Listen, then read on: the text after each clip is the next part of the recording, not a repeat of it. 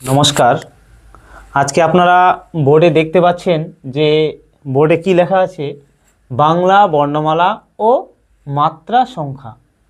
আমাদের যে বাংলায় বর্ণমালা আছে অ আ এবং ক খ, এই যে বর্ণগুলো আছে স্বরবর্ণ এবং ব্যঞ্জন বর্ণ, এই বর্ণগুলোর মধ্যে কতগুলো মাত্রাযুক্ত বর্ণ আছে এবং কতগুলো অর্ধমাত্রা আছে এবং কতগুলো বর্ণ মাত্রাহীন আছে, সেগুলো আজকে আমরা জানব।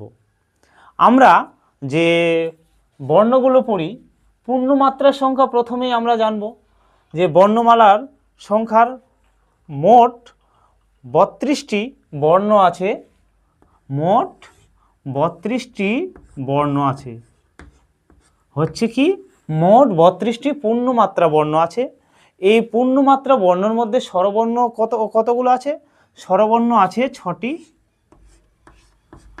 আর ব্যঞ্জন বর্ণ আছে 26টি। কয়টি?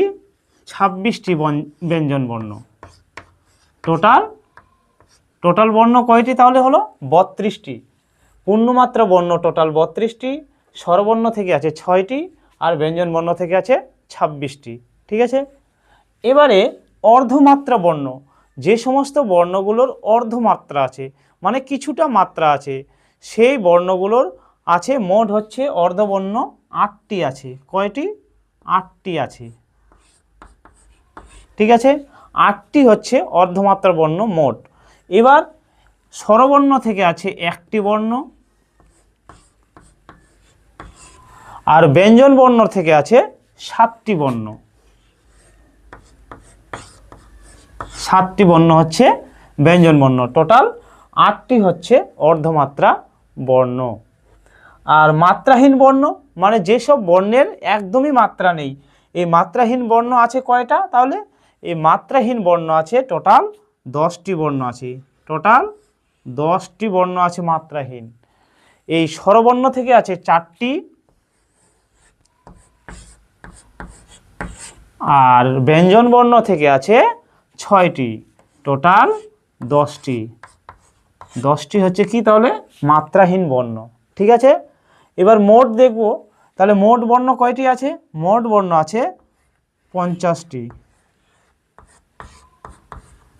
মোট বর্ণ কয়টি আছে? 50টি বর্ণ আছে। মোট কয়টি বর্ণ? 50টি বর্ণ আছে। আমাদের স্বরবর্ণ ও ব্যঞ্জন বর্ণ মিলে মোট 50টি বর্ণ আছে।